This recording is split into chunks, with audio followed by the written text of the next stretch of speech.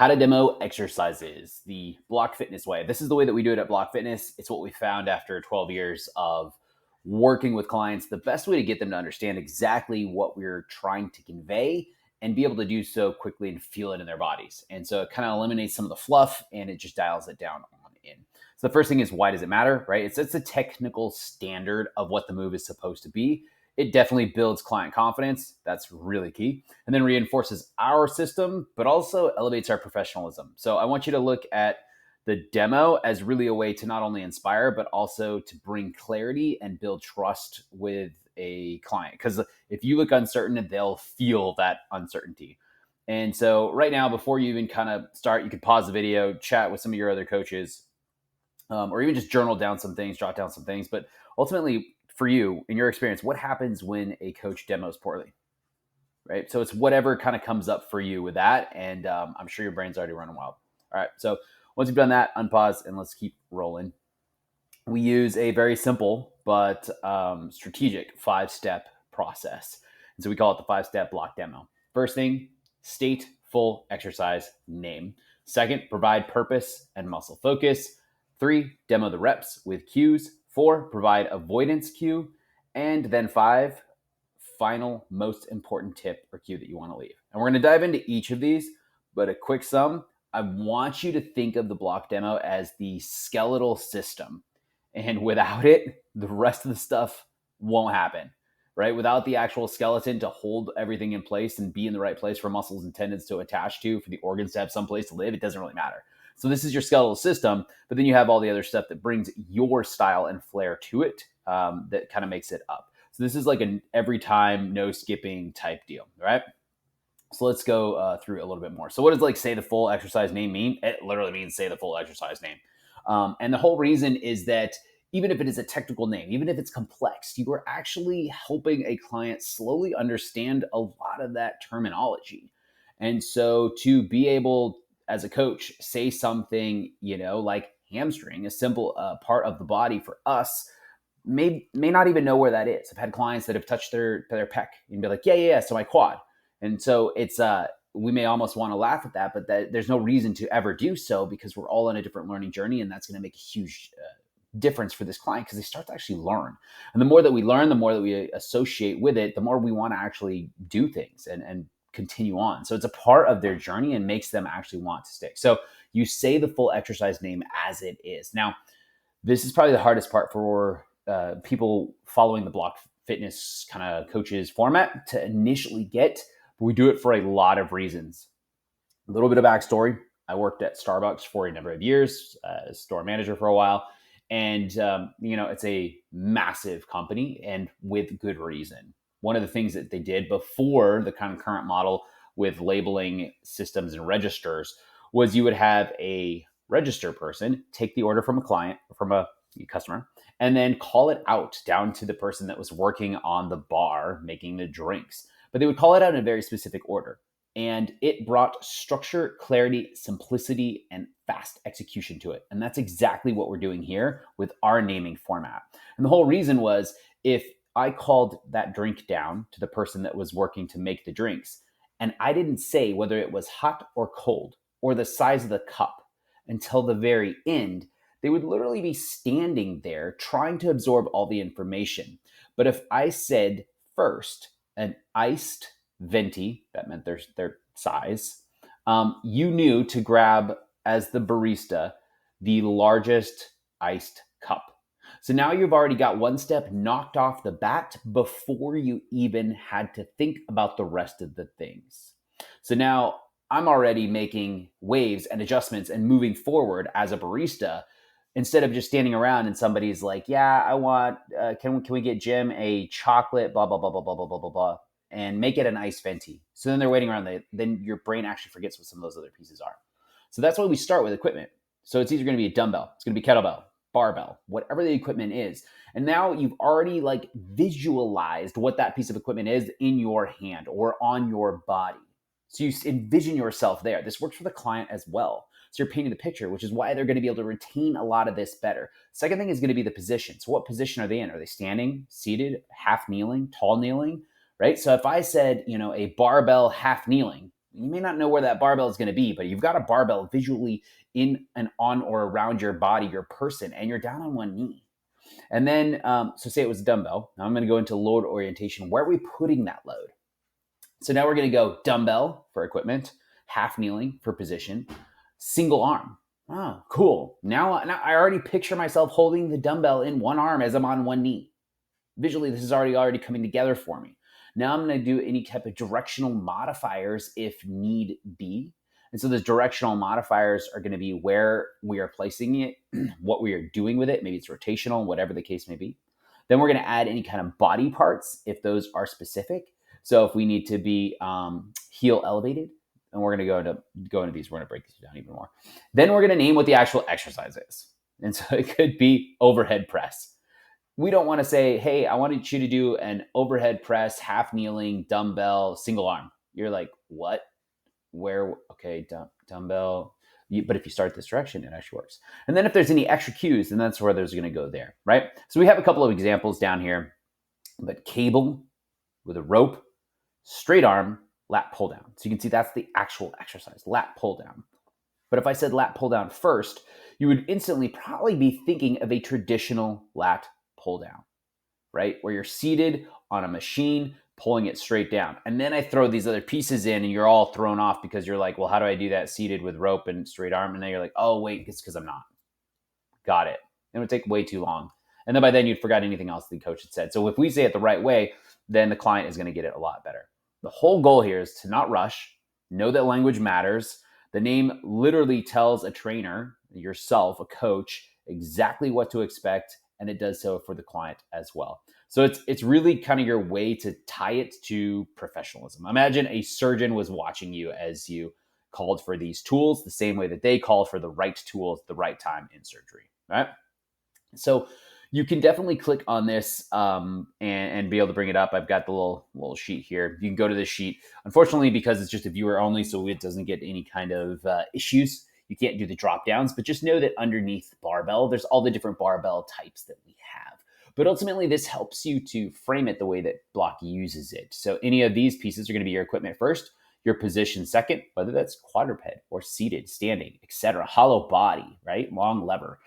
Then load orientation. Is it going to be single arm, single leg, contralateral, ipsilateral, overhead, goblet position, bottoms up, right? It just kind of makes sense now, right? I've got my equipment, the position my body's in, where I'm orienting that load, and then what directional characteristics might there be? Is it going to be, single arm? Is it going to be rotational, lateral, crossover, curtsy, bent knee?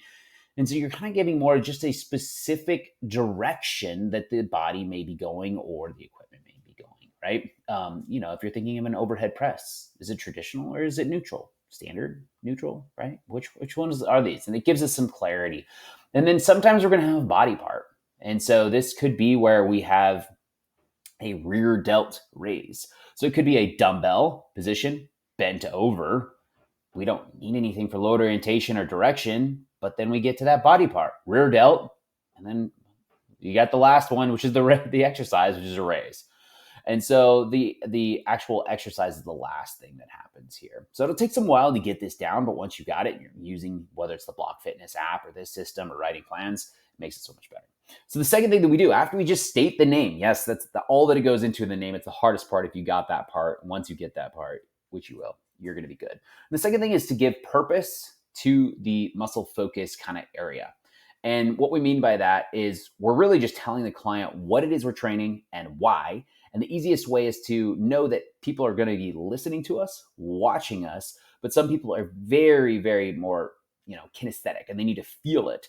And so if we tap or point to the targeted muscle, and then we reference the movement pattern that we're going to be doing, it's going to make it a lot easier. So I've got like hamstrings highlighted here. And do note that this terminology that you're using is going to need to dictate to exactly where the client is at. So if I give the name here, an RDL, right, as my example, it's going to target the hamstrings and I'm going to tap the backside of my leg where my hamstrings are. Very visual. Because if they don't know what the hamstrings are, now we're going to have an issue. Now, if I have someone who's completely starting out, or maybe even just a younger person, like a teenager or younger, I might say, backs of my legs. I'm not even going to say hamstrings yet. And then I'm going to work to say that the next time I do it to build. And so I'm going to continue here to build our hinge pattern. That's our movement and increase our ability to pick heavy things up safely. So now I'm giving it a why.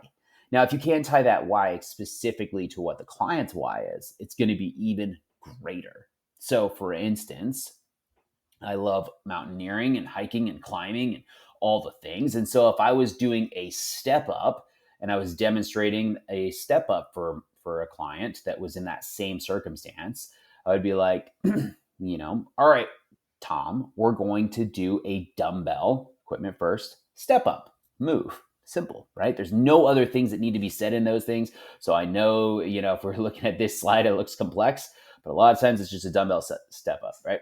And so I'm going to say, all right, Tom, we're going to do a dumbbell step up. I would then tap my quad, right? So we're definitely hitting the quads here. Goal is to build that single leg strength so you can climb up mountains. See how simple I made it? I talked about the quad. I tapped it so that you can climb up mountains. All right. So our third thing, now we got to demo some reps. So we actually have to show them how to do it. And that's the whole point of a demonstration, right? So I've said what the name is, I've tapped the areas, and I've said why we're going to do it, where we're going to work it. But while I'm doing that, simultaneously, I'm actually demonstrating 2 to 4 reps. And the whole goal is that by doing the movement as I am talking, I'm providing the visual stimulation needed for the words that are being used to sink in. So I'm layering in these 2 to 4 cues, these 2 to 4 key elements, the golden nuggets of what is happening, which is what is working, how we're doing it, and why we're doing it for the client to actually have this stick so that when they go to do it, it all is in their brain. So this shows that movement fluency, cues are not random, tie every cue to an outcome. It's kind of my reminder here, right? And the way that I do this is as I'm doing 2 to 3, sometimes even 4 cues, I'm also doing 2 to 3 and sometimes even 4 clean reps of the movement. And this is why I'll always use little to no weight when I'm doing all of my demonstrations, because I need them to see it and understand the move, not for me to show off what I'm doing. And so ultimately, my phrase that I find to work extremely well with clients is do blank so that. And the so that is the why. So here's my 2 examples. Keep ribs down so that spine stays aligned. Now that would be for a more advanced client. They would already have known, as working with myself or Block for a while, what keep ribs down means and what an aligned spine would look like. Now, if we were originally starting out, what we're going to say is keep your core engaged, make a belly breathing breath, would make nice and tight so that we protect your back. So that might be that start of it, right? Drive through heels so that glute activates. Yep. So it's just another way to provide that. All right. So we go 2 to 4 reps. Like I said, you saw that there. We're giving them 2 to 3 cues, full foot pressure here. Keep your knee in aligned with your toe and drive through that foot as you stand up. 3 cues for that step up was exactly what I would use. Then we're going to provide 1 negative cue, 1 don't do cue. You might be asking, well, why focus on that? Well, our brains are kind of wired for the negative, for the don't do, for the fear. And so this is your opportunity to actually elicit the one thing, only one, that you actually are going to make sure to help that client avoid. And usually it is the one thing that could cause pain and or injury, something that's like a red flag to help them so that we don't have that happen. That's when we got the, kind of the low back issue going on here. Now, what we do want to avoid is we want to avoid fear mongering. And so we're not going to use words like bad, right? This is bad form. This is wrong. Because we want to build positivity into everything. And ultimately, you could probably do almost every move in every different direction. The body is this amazing machine that can handle anything that it builds up stimulus to. And so even though I have a, very biased against doing any sort of burpee-like move for a lot of reasons, it doesn't mean I haven't had clients do them for a very specific reason to achieve a certain task, i.e. a Spartan race. I need you to learn how to do burpees effectively so that you can do multiple of them under fatigue and not have something end up injured. So there are no bad or wrong exercises. So ultimately, there's not going to be bad or wrong movement patterns. They're just strategies that the body has to move through things. But we want to provide them with 1 negative to help make sure we're avoiding to keep them as safe as possible. So, for example, here is avoid low back arch. It means you've lost core control. Give them kind of that why within this regard as well. And so one negative cue at max, because if we actually start giving too many negative cues, then that's all the brain is going to remember, and it's going to forget the don't and the negative and whatever other words that came before. And it's just going to turn into those are the moves that your client is going to actually be trying to do. They're like, well, you said, and you're like, well, that's your fault. You actually gave them too many negative cues. All right. Final thing we do is we give them one final cue. And it's always the most important one, the one that you want to end strong on, the one you want them to repeat, the one you don't want the brain to lose focus on. So think of your final cue as your mental anchor. And for me, a lot of times it's just breathing. Because honestly, if I get somebody's breathing mechanics correctly, or their foot position, or their foot pressure accurate, it usually cleans up a lot of things, and I can adjust the rest safely during the move. If it's a big compound move, usually the athlete or client is at such a level where we're beyond all of that, and so we're in a good place. So that's just something for you to remember. But this is your mic drop moment, is how I like to actually be able to say it. So exhale, stand tall at the top of each rep. Simple things. All right, so let's go over some pro kind of coaching tips. Mirror the client when you're demoing. You look directly at them. They can actually see you. Their body will actually start to mirror you. Now, you can also do it where you do 1 to 2 of your repetitions, mirroring them, 1 to 2, where you actually turn to the side and they see from the side. That provides both angles for them to completely see. Because just remember how much when you're watching somebody perform a squat or a hinge and you watch directly on, you see where their knees are going, but then you go to the side and you're like, oh my gosh, I didn't realize that their actual hinge was just a squat from the front. Kind of looks pretty good.